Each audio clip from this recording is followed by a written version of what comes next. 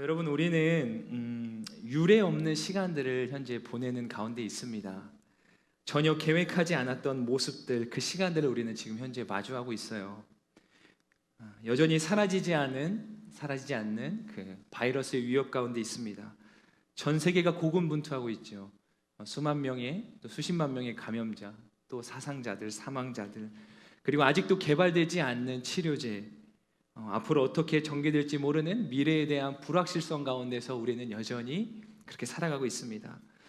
사람의 손으로 일궈온 찬란하고 거대했던 모든 것들이 일순간 멈춰지고 중단된 현실 속에서 살아가고 있어요. 우리가 견고하게 여겼던 것들이 결코 그렇지 않다는 것을 절감하며 살아가고 있습니다. 든든하게 여겼던 토대들이요 온통 흔들린 그런 시간 가운데 살아가고 있어요. 여러분들은 이 시간들을 어떻게 보내고 계시는지 모르겠습니다.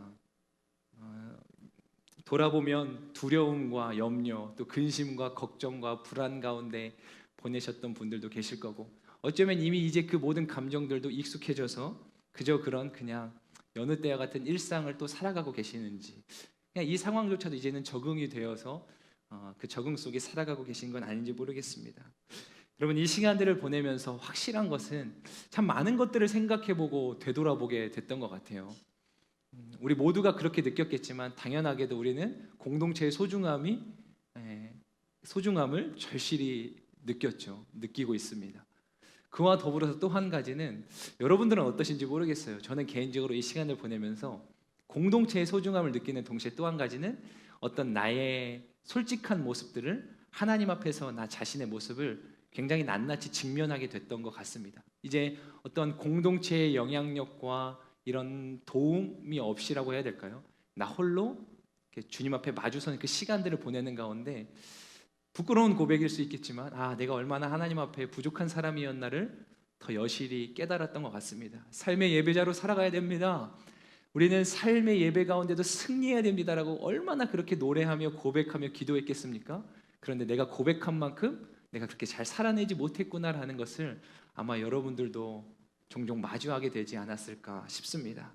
그러면서 자연스럽게 공동체가 얼마나 나에게 큰 유익이었고 하나님의 은혜였으며 선물이었는가를 우리는 또한 절실히 느끼게 되었죠. 여러분, 우리가 보다 나은 삶을 살아가는 데 있어서 때로 방해가 되는 것들이 있습니다. 마치 이 코로나 바이러스처럼 말입니다. 전혀 예상하지 못했는데, 전혀 계획하지 않았는데 어느 날 불쑥 이 코로나 바이러스로 인해서 우리 삶의 모든 것들이 뒤흔들려지게 됐고, 그리고 때로는 일상에 참 크나큰 방해가 되는 것처럼 우리 인생 가운데는요, 우리의 보다 나은 삶을 방해하는 많은 것들이 있어요. 그리고 아마 여러분들은 스스로 느끼기를 그것들은 대부분 환경적인 것이다, 상황적인 것들이다 라고 여길 때가 아마 많으실 겁니다. 그러나 여러분, 환경적인 요인들 못지않게 사실은 우리 내면에 있는 그 방해의 요소들을 결코 간과하면 안 됩니다. 한 기자가요, 이제 마라톤을 완주해낸 그 마라토너에게 가가지고 경주를 완주해낸 마라토너에게 가서 이렇게 물었대요. 마무개 선수, 이 마라톤 42.19km 이 기나긴 시간을 그렇게 고군분투하면서 달려왔는데 너무 축하드립니다. 혹시 아무개 선수가 이 시간들을 달려오면서 무엇이 당신을 가장 힘들게 했습니까? 턱 밑까지 차오르는 곧 터져버릴 것 같은 그 심장, 그 숨막힘이 힘들었습니까? 아니면 그 태양볕 같은 그 무더위가 힘들었습니까? 아니면 그 2시간 넘는 시간 동안 홀로 그렇게 고독하게 달려야 되는 그 고독이 힘들었습니까? 무엇이 당신에게는 가장 힘들었나요? 라고 물어봤더니 그 마라토너가 이렇게 대답했다는 거예요. 뭐냐면, 아니요, 저는 그런 것들 때문에 힘들지 않았습니다. 제가 진짜 힘들었던 건 제 운동화 안에 들어있는 그 작은 돌멩이 하나가 저를 너무나 괴롭게 만들었습니다 라고 그렇게 인터뷰했다고 해요. 우리가 생각할 때는 마라토너에게 가장 힘들게 했던 게 타는 듯한 태양볕, 그리고 막 목마름, 그리고 그 홀로 외롭게 달려야 되는 그 고독, 외로움, 이런 것들이 그 마라토너에게 참 힘들게 하겠구나라고 생각할지 모르겠는데, 그 정작 마라토너가 괴로웠던 것은 그 운동화 속에 들어가 있던 작은 알갱이 같은 그 돌멩이 하나가 그를 달리는 내내 괴롭게 했다라고 하는 것이에요. 여러분, 환경적인 것들이 더 거대해 보일수록 우리는요, 내면에 있는 것들을 놓치기가 십상입니다. 특히 요즘처럼 코로나 바이러스라고 하는 이거 굉장히 거대한 환경적 요인 아닙니까? 그리고 우리 인생 가운데 때로는 찾아오는 뭐 질병, 가난, 그리고 관계적 고통, 어떠한 상실감, 우리가 느끼는 거대한 환경적인 요소들 때문에 실상 우리는 우리 내면 안에 있는 마치 이 작은 알맹이와 같은, 이 알갱이와 같은 것들을 놓칠 수도 있다라고 하는 거예요.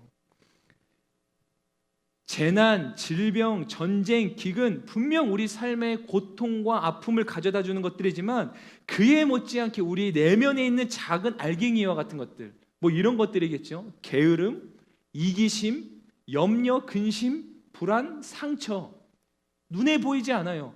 그렇게 내가 중요하다고 여기지 않을 수 있습니다. 그런데 이런 것들이 우리의 삶을 조금씩 무너뜨려 갈 수 있다고 하는 거예요.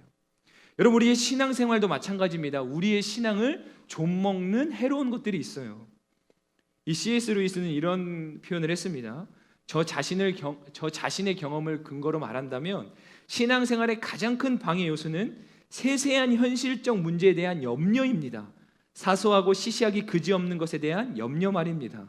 당장 해야 할 일에 대한 사소한 염려와 결정으로 마음이 어지러운 그 상황이 그 어떤 격정이나 욕망보다도 더 저의 기도 생활을 방해했습니다. 굉장히 사소해 보이는 것들, 그것이 나의 신앙 성숙을 저해했다라고 하는 거예요. 여러분, 염려 외에도 많은 것들이 우리의 신앙 성숙을 가로막지 않겠습니까? 여러분 잘 아는 것처럼 갈라디아서 5장 22절에 보면은 성령의 9가지 열매가 나와요. 사랑, 희랑, 화평, 오래 참음, 자비, 양성, 충성, 온유, 절제. 이게 이제 우리말 성경에 보면은 자비는 친절함, 양선은 선함, 희락은 기쁨, 이렇게 표현이 되어 있는데, 이 성령의 9가지 열매가 우리가 사실은 건강한 신앙생활을 통해서 우리 삶에 우리가 추구해야 될 어떤 하나의 목적과 같은 것 아니겠습니까? 이 열매를 맺어가는 것, 예수 그리스도의 장성한 분량에까지 이르는 것, 이게 우리에게 필요한 일일 텐데, 혼자 한번 이 말씀을 준비하면서 그냥 혼자만의 생각을 해봤어요. 야, 내 삶에는 성령의 9가지 열매가 맺어지고 있는가? 열매. 여러분 문득 스치는 생각 가운데 나누는데, 사실 성령의 은사보다도 우리에게 더 필요한 것은 성령의 열매라는 생각들을 해보게 됩니다. 성령의 은사도 중요하죠. 그러나 진짜 우리에게 필요한 건 바로 이 성령의 열매가 아닐까 싶어요.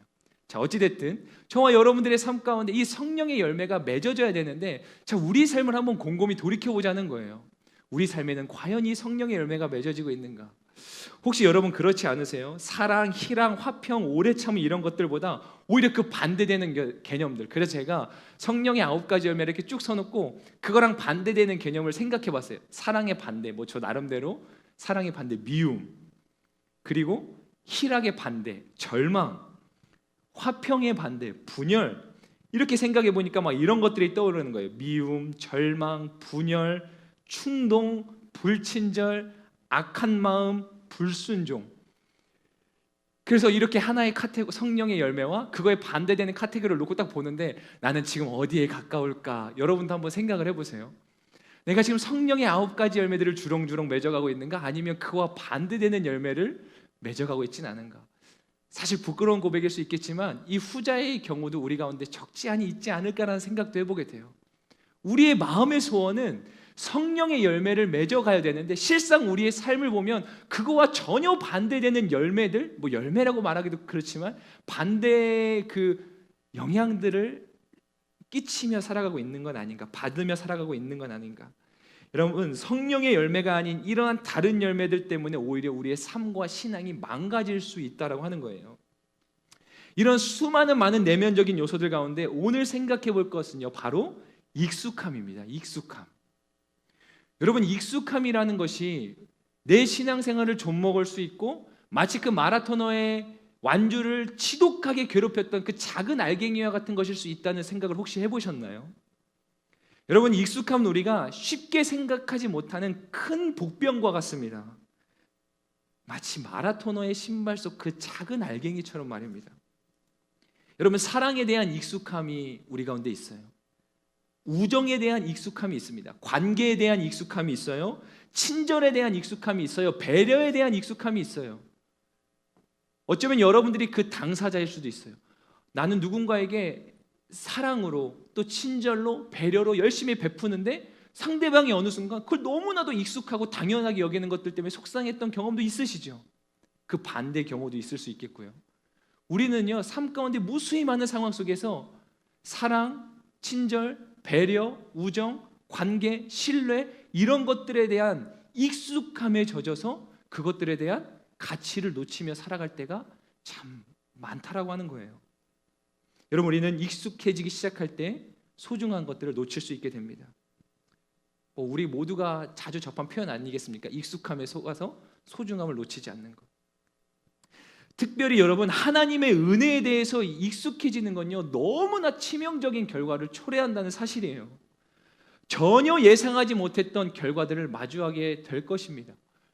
우리가 하나님의 은혜에 대해서 익숙해지면 익숙해질수록, 그렇게 익숙해진 채로 한 걸음 한 걸음 나아가면 나아갈수록 우리는요, 전혀 뜻하지 않았던 상황과 결과들을 어느새 마주하게 있는 나 자신을 보게 될 거예요.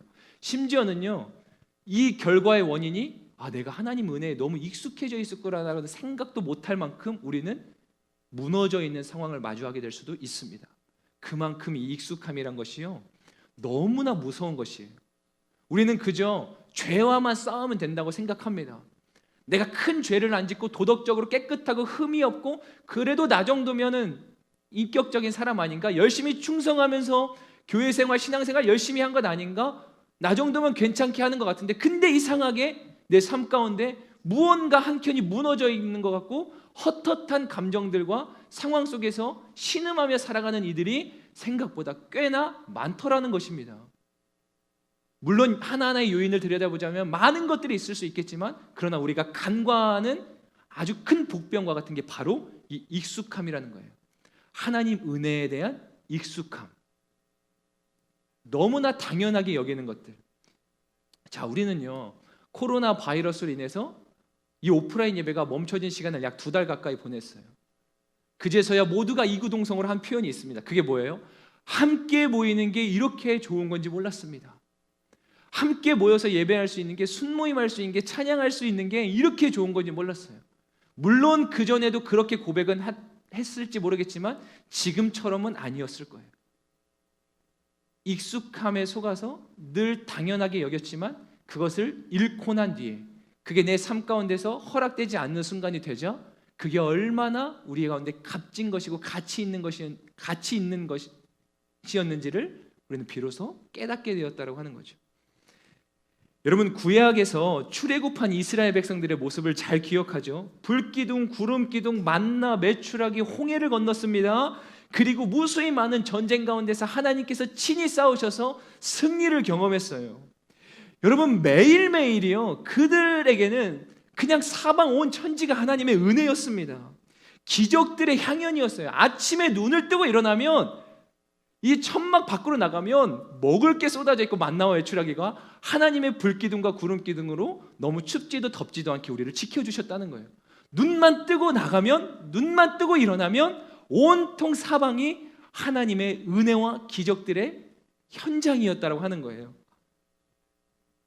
여러분, 그런데요, 그들이 그게 계속 날마다 이어지니까 어느 순간 잊어버리죠. 그리고 불평합니다. 원망합니다. 저는 가끔 그런 생각을 하거든요. 여러분들도 하신 분들 있을지 모르겠어요. 이스라엘 백성들 해도 너무한 거 아닌가? 내가 만약에 태어나서 홍해를 건너는 경험을 진짜 한 번이라도 해봤다. 내가 가는데 진짜 내 앞에서 저 서해 바다가 갈라진 거예요. 예를 들면 어떻게 저거를 까먹을 수가 있지? 저걸 어떻게 잊을 수가 있지?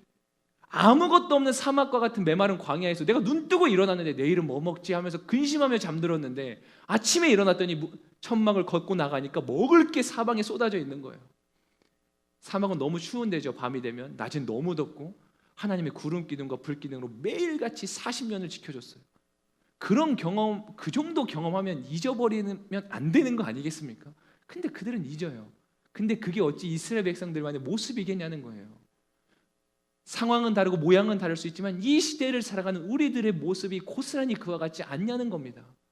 사실 눈만 뜨면 모든 것이 하나님의 은혜고, 조금만 주위를 둘러보면 모든 것이 하나님의 기적들의 향연인데, 우리는 그것이 날마다 주어지니 당연한 것처럼, 아침에 눈을 뜨는 것조차도 당연한 것처럼.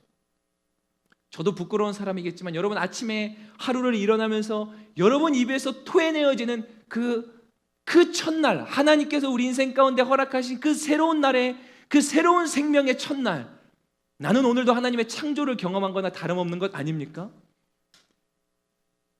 어제 죽어간 사람이 오늘 그리워했다는 그 표현처럼 아침에 눈을 뜰 수 있다는 이 감격, 우리는 얼마나 누리면서 살아갈까? 내가 아침에 일어났는데 내 입에서 토해내지는 첫말이 할렐루야, 하나님 오늘도 나에게 새로운 날을 허락해 주심에 감사합니다. 그거인지, 아니면 일어나면서부터 회사 가기 싫다,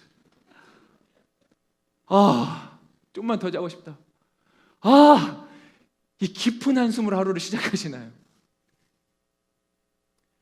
우리는 너무나 이 일상 속에서 사실은 너무나 큰 기적들을 경험하며 살아가는데, 그것들을 우리는 놓치면서, 그 감격과 감사를 놓치면서 살아갈 수 있다는 거예요.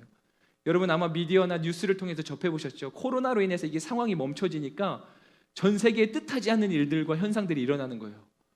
뭐 멸종 위기에 있던 동물들이 막 회복되고, 자연 생태계의 대기질이 말로 할 수 없는 것 같은 회복이 일어나고, 모든 인간의 문명들이 멈춰서니까 막 자연 생태계 회복이 일어나는 거예요. 누구도 기대하지 않았거든요. 누구도 생각지 못했거든요. 뜻하지 않았던 일들이 일어나요. 우리가 미세먼지 자욱한 그 하늘 아래 서서 마스크를 끼면서 답답할 때 비로소 우리는 무엇을 깨달아요? 맑은 공기의 소중함을. 혹시 담임 목사님 설교 가운데도 한번 여러분들 꼭 들어보시면 좋겠는데, 어느 한 분이 이제 이 바이러스로 인한 어려움으로 인해서 이제 산소 치료를 받는데, 그 산소 치료가 이제 굉장히 많은 비용이 들어가는 거 아니겠습니까? 물론 이제 그게 보험 처리도 되고 어떤 국가의 도움을 받아서 개인적으로 큰 부담은 안 했을지 모르겠지만, 그분이 그렇게 고백했다는 거예요. 내가 평상시에 얼마나 많은 이 비싼 값어치 있는 산소를 그냥 무상으로 제공받고 살았는가. 제가 지금 너무 그냥 추상적인 얘기하는 것 같지만 사실 이게 우리의 현실과 같거든요. 이스라엘 백성이나 우리나 사실은 똑같다라고 하는 거예요. 눈만 뜨면 하나님의 찬란한 영광과 은혜가 눈앞에 펼쳐진 나날들을 보내는데, 그들은요 온갖 불평과 불만을 쏟아냅니다. 얼마나 그게 익숙했으면, 얼마나 그게 당연했으면 그들의 인생은 감사와 감격이 아니라 원망과 불평만 가득했다는 거예요.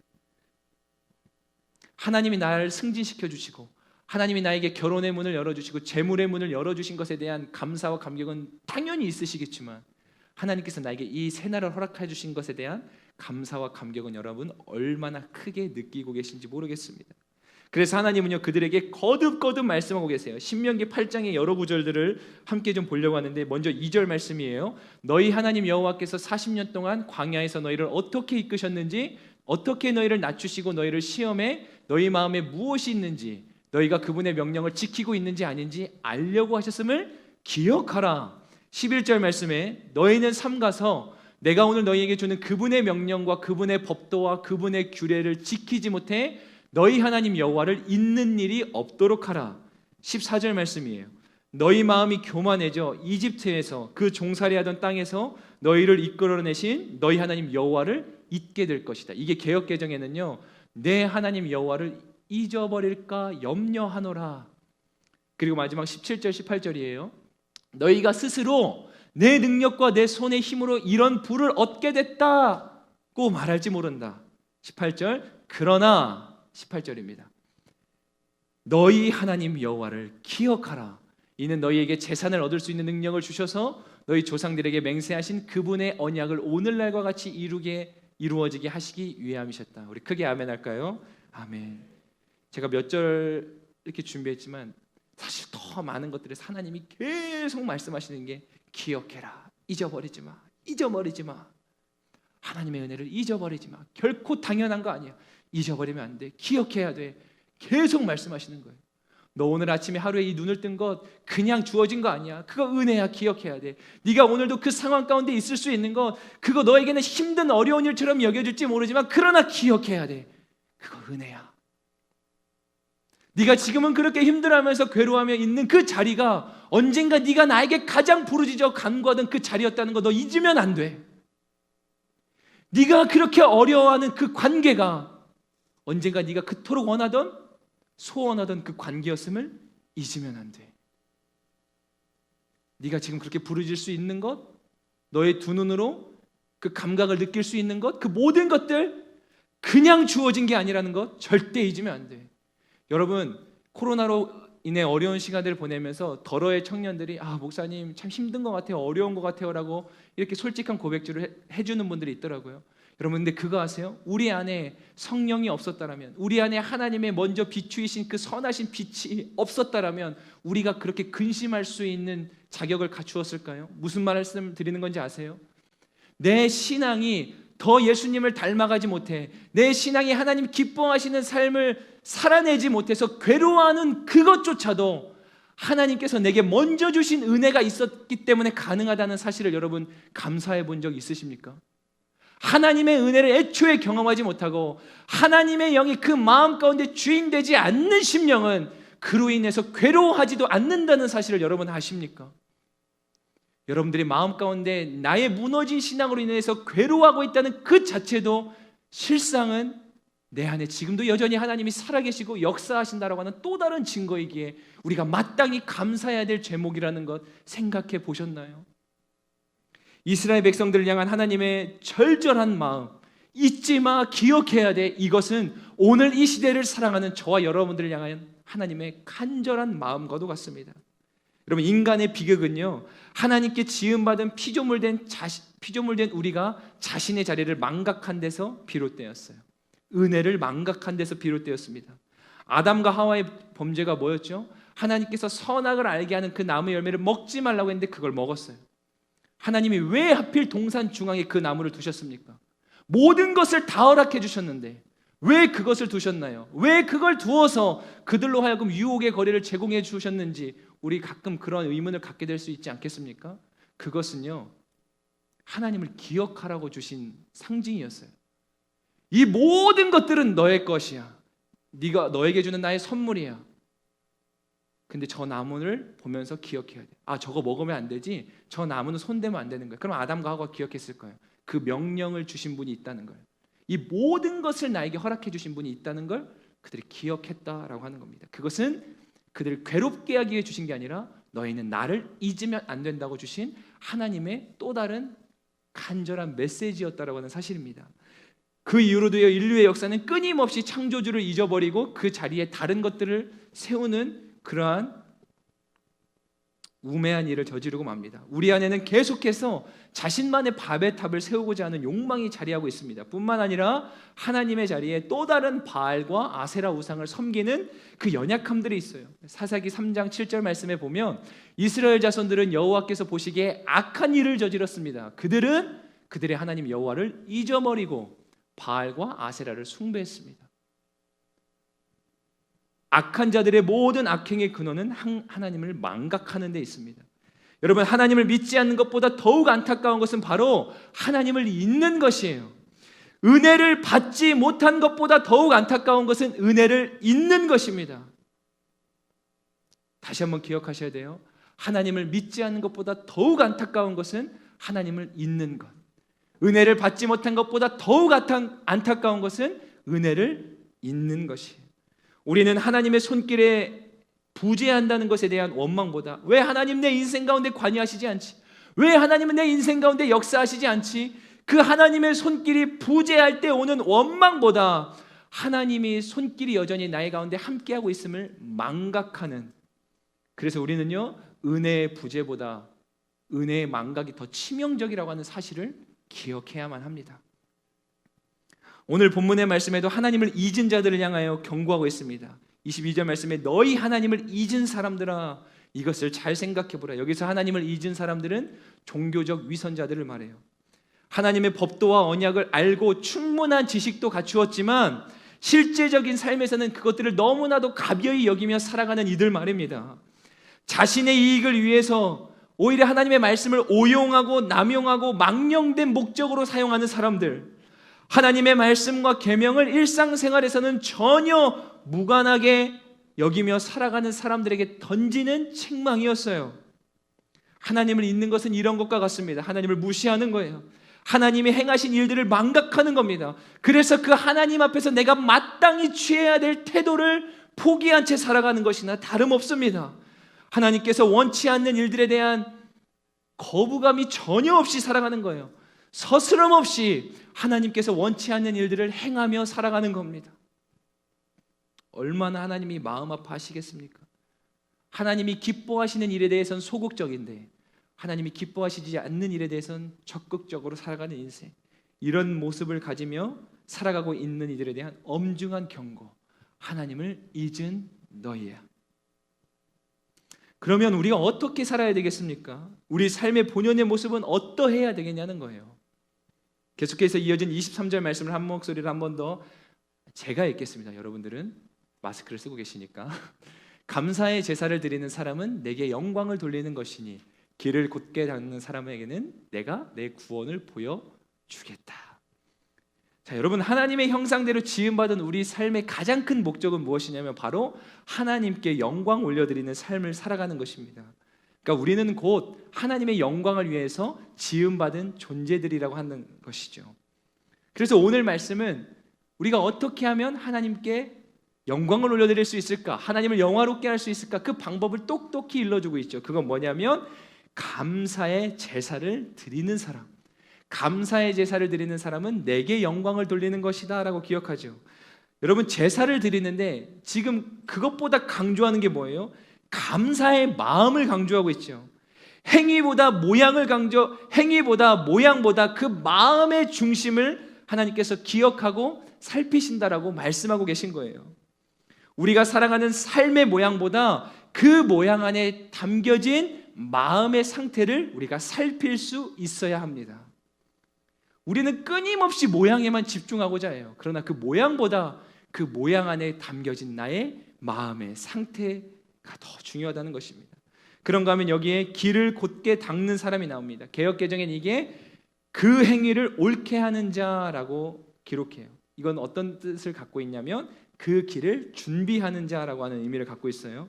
그러니까 하나님의 말씀에 순종하며 그 길을 걸어가는 사람, 구원의 길을 예비하고 준비하는 사람을 뜻하는 표현입니다. 여러분, 우리는 날마다 감격을 회복해야 합니다. 아니, 감격해야 합니다. 감사가 감격을 회복하게 하죠. 감사할 때 우리는 여전히 감탄할 수 있습니다. 여러분, 감격을 잃어버리지 않기 위해서 우리는 몸부림쳐야 돼요. 잊지 않기 위해서 몸부림치는 겁니다. 무엇보다 우리 각자의 삶에 저마다의 우선순위를 확실하게 정하셔야 합니다. 집중하셔야 돼요. 삶의 루틴을 명확하게 세우셔야 됩니다. 깊이 있게 생각하는 거예요. 무엇을 깊이 있게 생각합니까? 예수 그리스도를 깊이 있게 생각하는 겁니다. 예수 그리스도를 바라보는 거예요.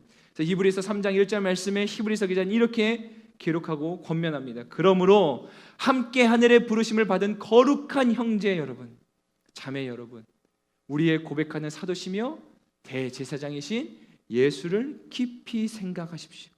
그래서 깊이 생각하다라고 하는 뜻은 이러한 의미예요. 예수에게 관심을 가지십시오. 예수를 보면서 깨달으십시오 라고 말하고 있는 것입니다. 여러분, 그리스도인들이 매일마다 매 순간마다 생각하고 떠올리고 주목해야 될 것은 주목해야 될 분은 바로 예수 그리스도이십니다. 예수님의 십자가를 주목하는 거예요. 상황과 환경이 아니라 예수 그리스도를 주목하는 겁니다. 예수님의 십자가를 바라보면서 우리는 겸손하는 거죠. 그리고 예수님의 부활을 바라보면서 우리는 소망을 얻는 겁니다. 제가 예전에 이제 신학생이 막 될 무렵에 그러한 고민을 한 적이 있었어요. 그보다 우리 사진 한 장을 좀 띄워주실래요? 이게 웬 사진인가 하겠지만 제가 전에 한번 찍어둔 제 옷장 사진이에요. 옷장을 딱 열었을 때 보이는 사진 됐습니다. 이제 제가 이 사진을 보면서 옷장을 딱 열었는데 어느 날 이제 처음 사역을 나갔던 전도사 시절에 아침에 이제 일어나서 그만 보여주셔도 돼요. 아침에 일어나서 이제 출근하려고 옷장을 딱 그 새벽에 열었는데 이게 저 광경이 딱 눈에 들어온 거예요. 그래서 제가 왜 저걸 찍어놨냐면 순간 마음이 너무 뭉클해지는 거예요. 왜냐하면 저에겐 그런 사연이 있었어요. 제가 신학교 시절 때 처음 막 신학교를 막 가려고 준비하고 이제 서원하고 막 그때에 그리고 이제 막 이제 신학생이 이제 정식 사역자는 아니지만 신학생으로서 시골교회를 섬길 때 근데 이제 보통 주일이 되면 뭐 나름대로 깔끔하게 입고 가야 되니까 선생님이고 교사니까 정장을 입고 가야 될 일이 있는데 그때 저에게 정장이 없는 거예요. 한 벌도. 그래서 제가 고등학교 때 저희 고등학교 정장이 아니 그 교복이 좀 정장같이 생겼어요. 이렇게 하얀색 와이셔츠에 이렇게 곤색이라고 하죠. 남색 마이에 이렇게 좀 정장같이 생겨서 제가 이렇게 교복을 입고 갔었어요. 근데 어느 날 이제 사모님이 보시면서 이게 여기에 그 교복 그 로고가 있으니까 아니 왜 천종 선생님은 그 교복을 입고 왔냐고 해서 제가 정장이 없어서 와 그랬던 시절이 있었어요. 그래서 제가 그 당시 이제 목사님이랑 얘기하면서 목사님 이제 막 신학교 막 갔을 때 전도사 되면은 정장이 필요한데 정장 이거 비싸고 어떻게 해야 되죠? 그때 목사님께서 얘기해 주시는 거예요. 그 얘기를 제가 2013년 1월 20일에 페이스북에 이렇게 적어놨더라고요. 본격적으로 전도사 사역을 하기 전 예전에 종종 이런 고민을 한 적이 있다. 전도사 되면 정장을 자주 입어야 될 텐데 언제 다 마련하지? 그러던 당시 나를 지도해 주시는 목사님께서 그러셨다. 본인도 달랑 정장 한 벌 가지고 계셨는데 전도사 사역을 시작하니까 하나님께서 한 벌 두 벌 채워주기 시작하셨다고. 문득 주일 아침을 준비하는 옷장을 보면서 감격과 함께 하나님께 참 감사하게 된다. 나도 하나님이 채워주시는구나.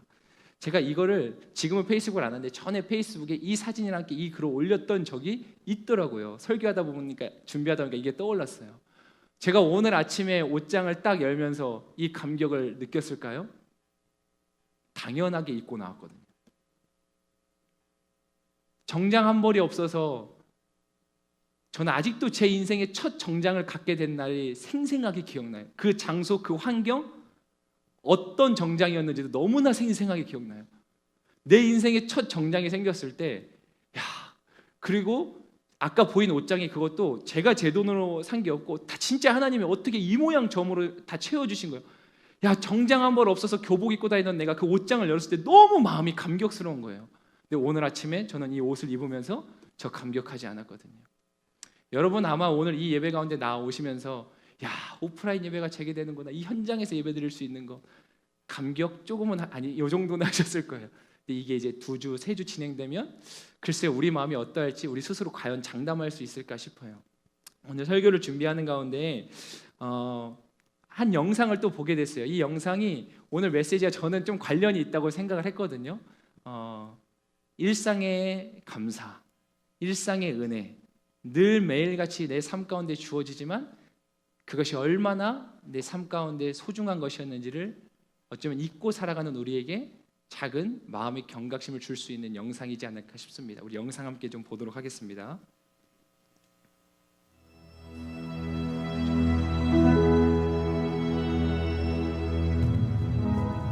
엄마라는 존재가 원래 걱정이 많지만 우리 엄마는 다른 엄마들보다 좀 심하셨다. 그 시작은 당뇨라고요? 아니 아직 중학생인데. 쉽게 말해서 아마도 내가 중3 올라가는 겨울방학 직전이었던 것 같다. 인슐린을 정상적으로 생성하지 못해 앞으로 너한테 계속 필요한 거니까 대충 읽지 말고 꼼꼼하게 읽어. 응? 세훈아, 너 주사 맞아야지. 꼭 하고 있는데 잔소리 한마디를 더 하고 세훈아, 밥 먹어. 어머 잠깐. 깜빡했다.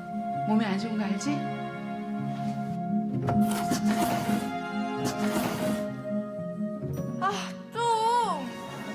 세훈이 이제부터 작곡봐. 못하게 하는 리스트가 늘어갔다.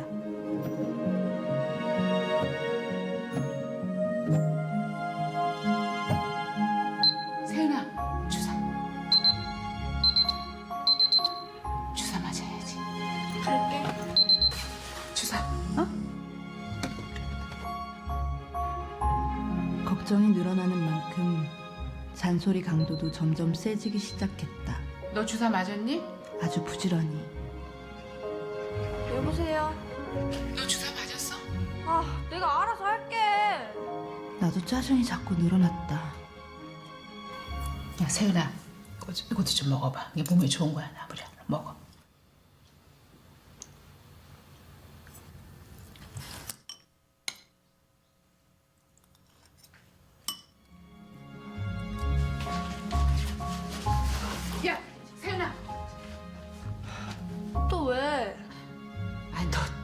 주사 맞았나 싶어서.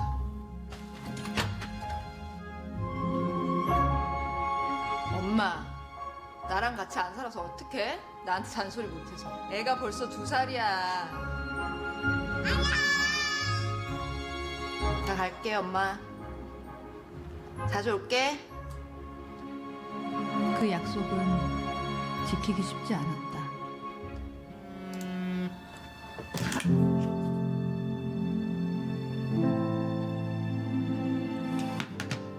독립하고 나서 업무에, 육아에, 다시 집안에 친정 가는 일이 점점 줄어갔다. 엄마 잔소리도 줄어드는 것 같았지만 그건 기쁜 게 아니었다. 여보세요?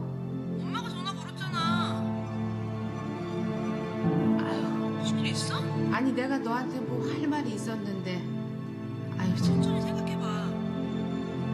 생각이 안 나네. 아유, 야, 내가 요즘에 자꾸 깜빡깜빡해. 엄마는 얼마 전부터 기억을 잃어가고 있었다. 엄마의 시간은 뒤죽박죽 섞이더니 결국 멈춰버렸다.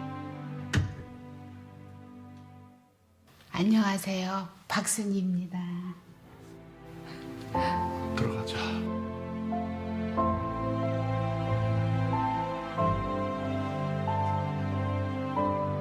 내 걱정만 하며 살던 엄마는 오히려 이제야 편해 보였다.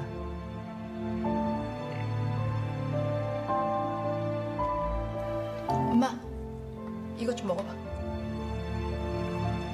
야, 세윤아, 이것도 좀 먹어봐. 이게 몸에 좋은 거야.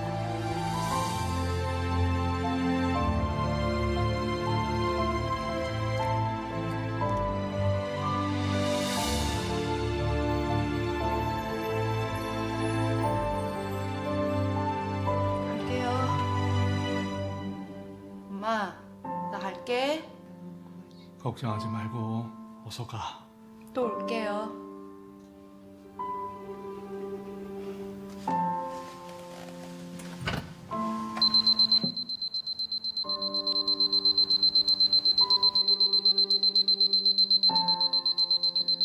엄마, 나도 엄마를 영원히 기억할 거야.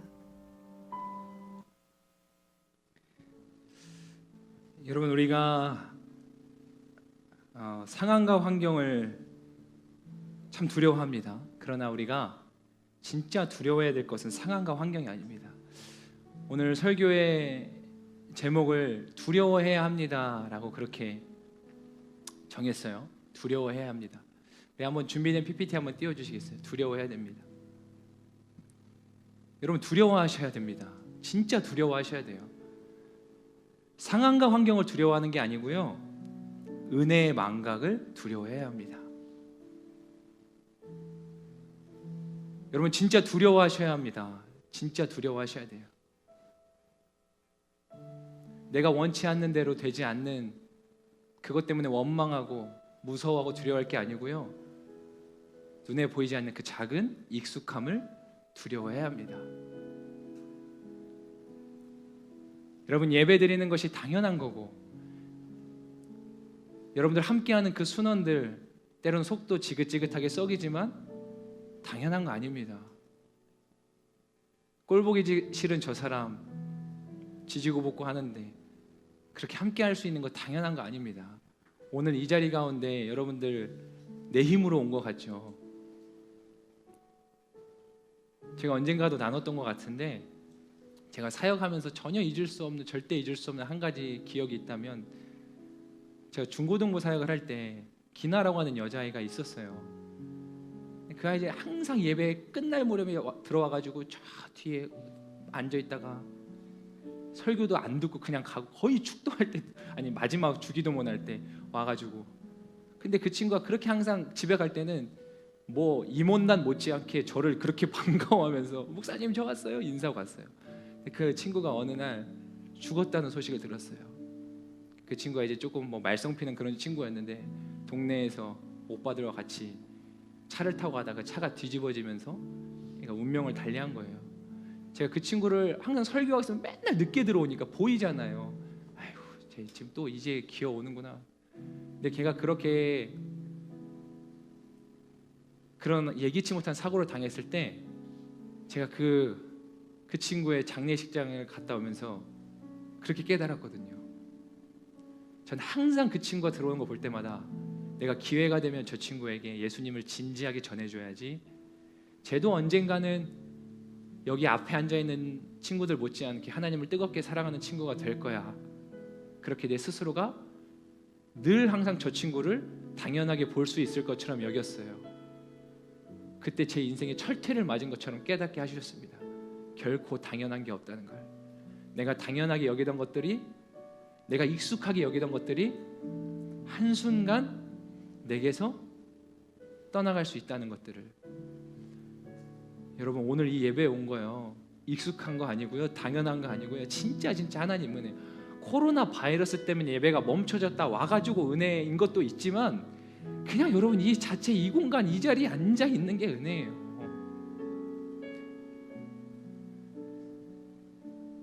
제가 이 설교를 준비하는데 이게 사실은 여러분들과 나눌 설교이기보다도 제 마음을 얼마나 쿵쾅쿵쾅 갖다 때렸는지 모릅니다. 이건 하나님이 저에게 하시는 말씀과도 같거든요. 이 목사 된 지 얼마나 됐다고, 너 그렇게 주의 길 가겠다고 몸부림치던 게 얼마나 됐다고, 그 작은 일상의 감사를 잊고 살아가는 것. 우리가 이렇게 함께 할 수 있는 게 너무나 은혜거든요. 저 사람 속 썩이는 것들, 저 사람이 존재하기 때문에 속도 썩이는 거죠. 근데 조금만 내 뜻대로 안 맞으면 쟤 없었으면 좋겠고, 쟤만 내 인생이 없어도 내 인생이 좀 평탄할 것 같은데. 여러분, 그래서 하나님 끊임없이 얘기하는 거예요. 잊어버리지 말라, 잊어버리지 마라. 여러분, 익숙함이 왜 두려운 줄 아세요? 늘 이야기하지만 소중함을 잊게 만들기 때문에. 익숙함이 왜 두려운 줄 아세요? 그걸 잃고 나서야 소중함을 깨달을 수 있기 때문이에요. 돌이킬 수 없다는 거예요. 그때는. 여러분, 익숙함은 우리 삶의 모든 설레임들을 밀어냅니다. 익숙함은 우리 삶에서 열정과 사랑, 모든 관심을 집어 삼켜내요. 두려워하셔야 돼요. 익숙해지는 걸 두려워하셔야 돼요.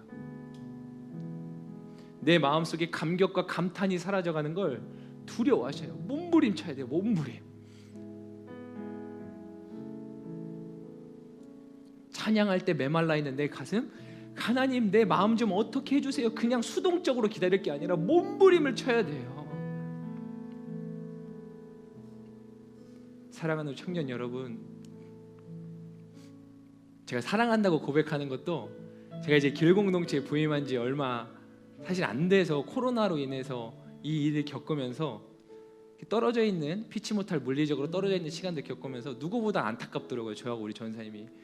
우리 여러분들 열심히 만나고 얼굴 보고 해야 빨리 이름도 알고 얼굴도 외우고 서로 또 친밀해지고 함께 더 끈끈한 우리가 신앙생활 할 수 있을 텐데 이 상황이 되니까 안타까운 거예요. 그래서 제가 자꾸 뭔가 이런 상황 속에서 시간이 지나가는 것들이 너무 스스로가 안타까운 거죠. 그래가지고 혼자 또 결단한 게 이거예요.